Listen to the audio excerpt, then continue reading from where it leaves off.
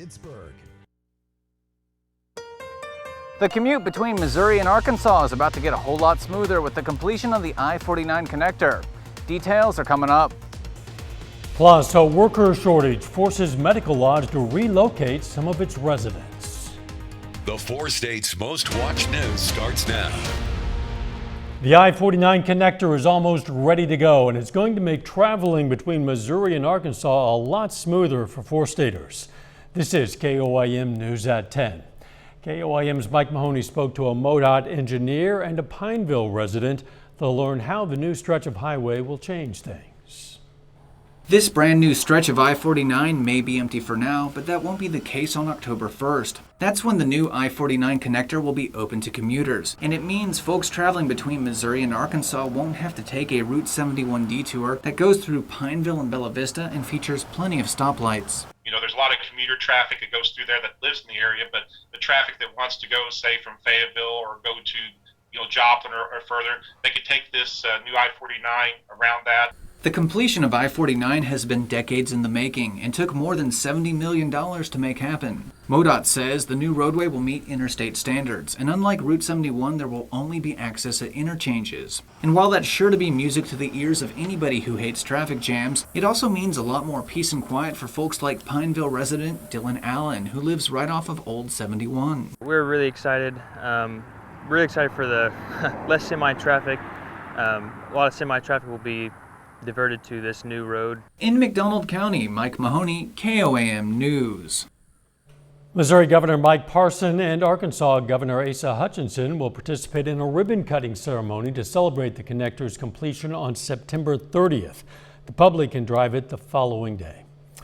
Health professionals, veterans, and their families in Neosho County, Kansas today received training to help prevent veteran suicides. It's called QPR, that stands for Question, Persuade, Refer. Like CPR, it's an emergency response, but in this case, it's for veterans in crisis. People don't know. People die. Everybody's busy. They got lives. They got families to take care of and work to take care of and all the school activities. And people die and nobody knows. And we're losing 22 veterans every day.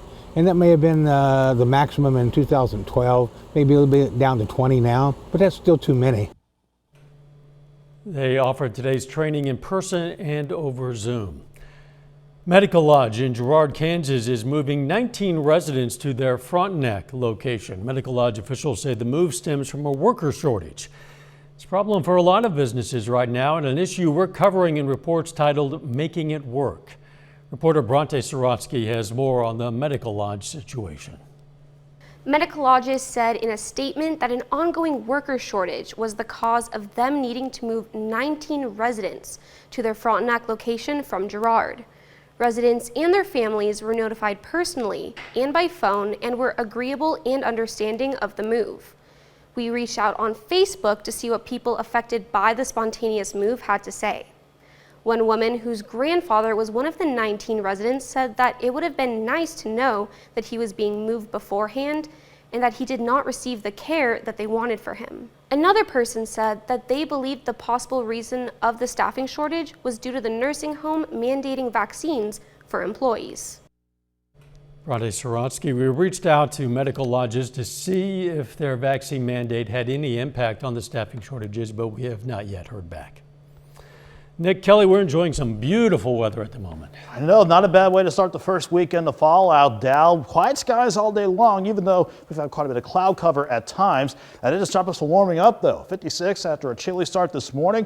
We managed to top out around 81 degrees, actually early in the afternoon hours in Joplin, and that's how we fared across much of the area for today. With that said, we actually had what the radar was suggesting rain chances passing through, but they're not really reaching the ground. We've got so much dry air near the surface that it's gobbling up any rain that tries to come on down. But it is the result of a cold front passing on through, and that will serve to keep temperatures in check as we go through not just the overnight, but for another nice day tomorrow. Right now, temperatures are mainly in the 60s all across the board. I don't think we're done dropping off just yet. With mostly clear skies returning overnight, we'll drop back to 56, another chilly start, but looking good for tomorrow, Dow, with a light breeze in place. We'll have highs back near 80. We'll see if these numbers hold for the week ahead here in just a bit. We'll see you then. The massive migrant encampment beneath a bridge at the Texas border has vanished. The numbers had posed a humanitarian crisis and a policy challenge for the Biden administration. Natalie Brand has more from the White House. The dangerously crowded border encampment in Del Rio, where nearly 15,000 migrants, mostly Haitians, had gathered over the past week, was empty on Friday. Fitterson John Vare told CBS News he crossed through 11 countries and says he fears being sent back to Haiti. There's no life for them, he says. I want to cry when I see people in the news deported. There's no life for them there. The Biden administration says border officers have encountered around 30,000 migrants in Del Rio since earlier this month. Homeland Security says more than 12,000 asylum seekers will go before an immigration judge. About 8,000 migrants have decided to return to Mexico voluntarily. Around 5,000 are still being processed by DHS, and 2,000 have been deported under a pandemic-era health rule, despite growing criticism of the policy. It is important to note that Title 42 is applicable and has been applicable to all irregular migration during this pandemic. It is not specific to Haitian nationals or the current situation. Friday morning, President Biden weighed in on the investigation into Border Patrol agents on horseback aggressively dispersing migrants earlier this week. Of course, I take responsibility. I'm president, but it was horrible what to see, as you saw. To see people treated like they did, horses really running them over, people being strapped. It's outrageous. Del Rio's mayor, Bruno Lozano, urged the federal government to do a better job of listening to local officials, saying he warned of a looming crisis back in February. Natalie Brandt, CBS News, the White House. Del Rio Mayor Lozano says the international bridge won't open until Sunday night at the earliest. Still ahead, it's going to be a beautiful weekend to get out and enjoy the 4 states, and there's something happening for just about everyone. We're going to tell you about one event for truck lovers and another one filling Carl Junction with music.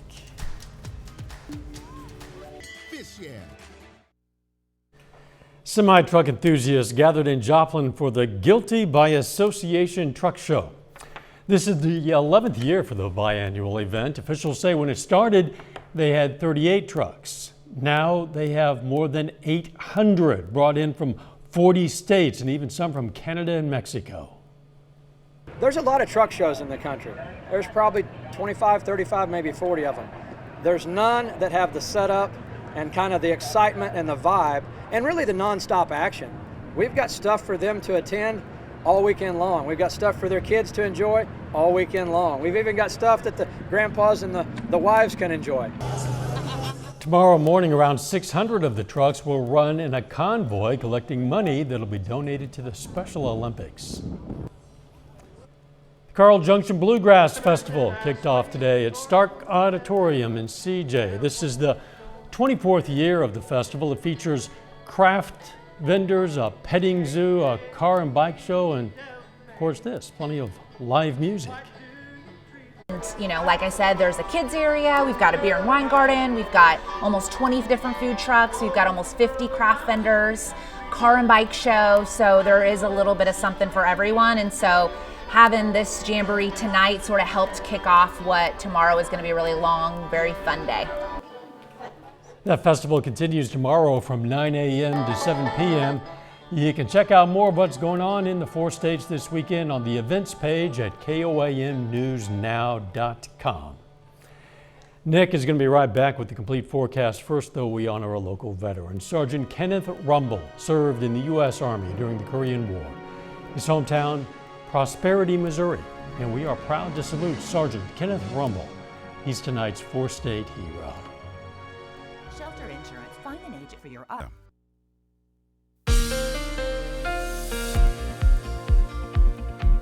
It was nice that we kept quiet for the first day of the first weekend of the fall season, and we just kept pretty quiet overall. You can see how we did just that on the Indigo Sky Casino and Resort. Cloud cover passing through at times, sure, but no rain chances to worry about throughout the course of the day, and that sent us from the mid-50s this morning to the lower 80s this afternoon.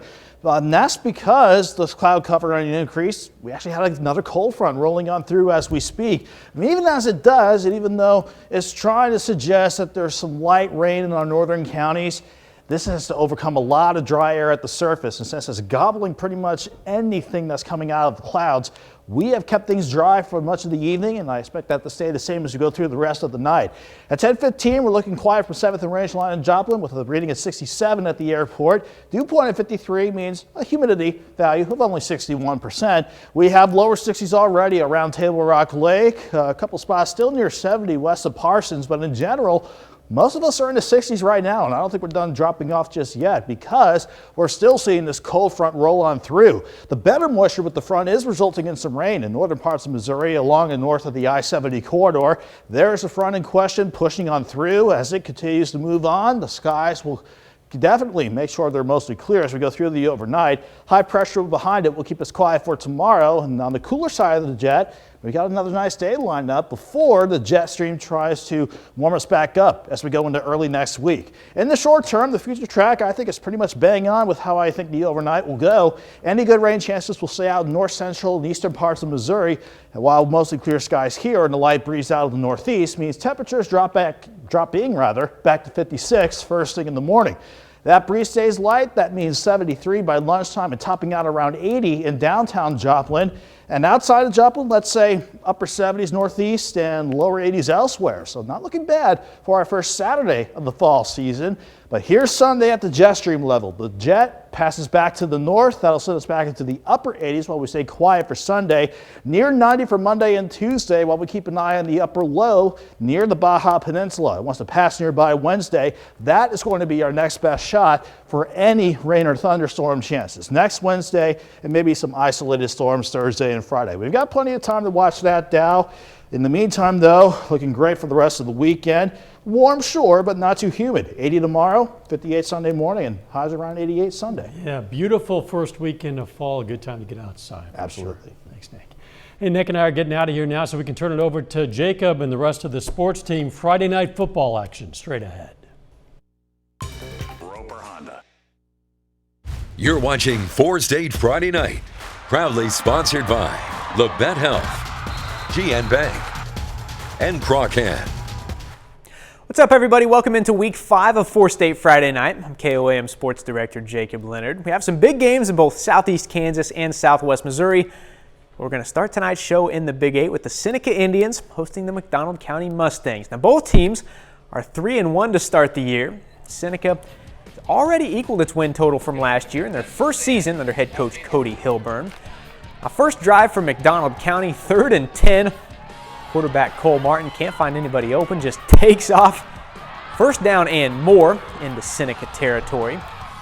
The drive is capped off with Martin finding Cross Dowd for the 12-yard touchdown. Mustangs lead 7-0 after 1. Now late second quarter, same score, Jackson Mars, look at this. Blows up the defender, and he doesn't go down. Mars in for the score. It's knotted up at 7 at halftime. Now in the third, check this out. Unbelievable play here. Snap goes off the motion man. Look at Cole Martin.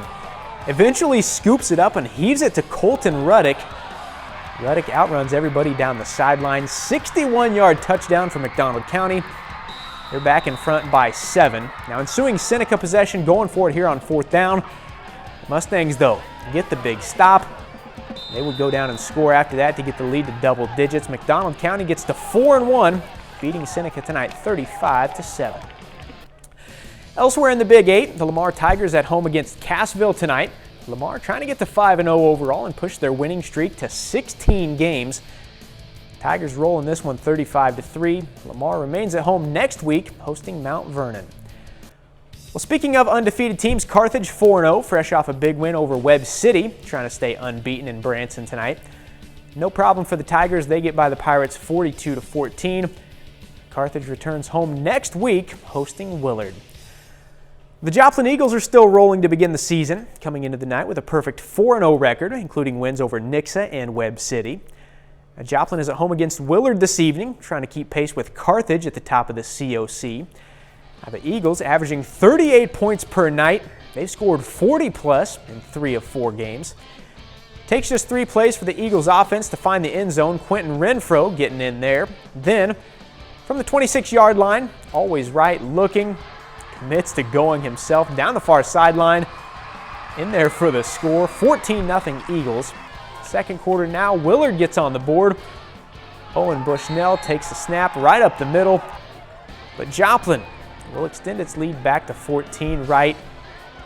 Got so much time back there, man. Still looking.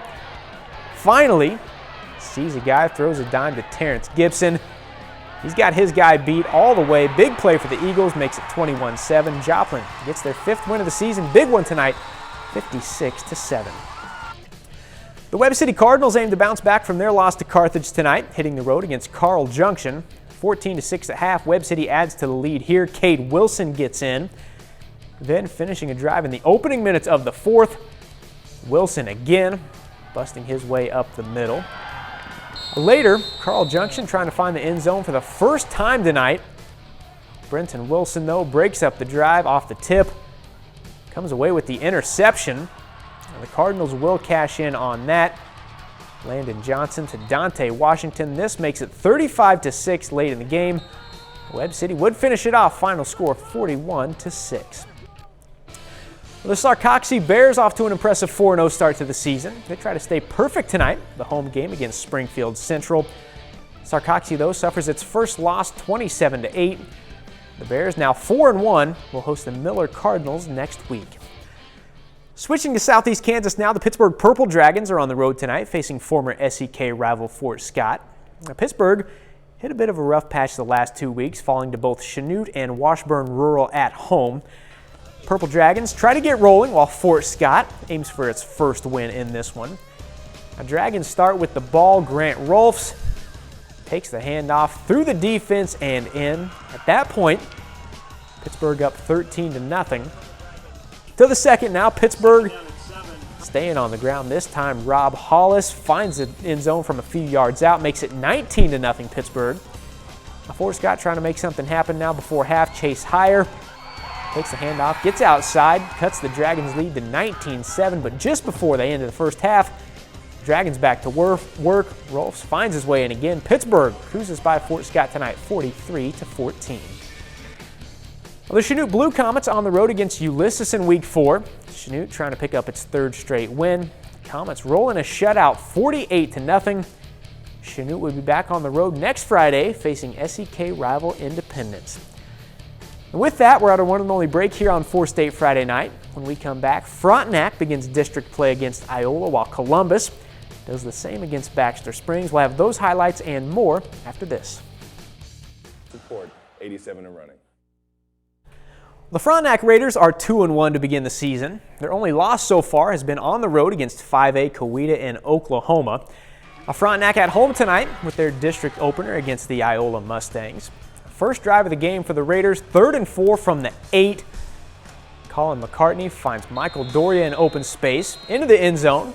Raiders up 6. Next offensive drive for Frontenac. McCartney connects with Mario Mangini for the 20-yard pitch and catch. And that would set up this. The very next play, McCartney keeps it, gets in for the 14-yard touchdown. Raiders up 13-0. Later, Frontenac driving again. All the way down inside the 10, McCartney gets jammed at the line. Check it out. He will find some open space on the left side, takes it in for another touchdown. Frontenac, a big win over Iola tonight, 41-0 the final. Another 3A District 2 game here tonight. How about Girard? The Trojans 3-0 to start the year, aiming for their first 4-0 start since 1999. I was 8. Anyways, Girard did it. They beat Anderson County 34-14. The Trojans stay on the road next week facing Prairie View. Another 3A District 1 game here. Columbus tries to get back to 500 at home against Baxter Springs. After a turnover on downs, Columbus strikes first.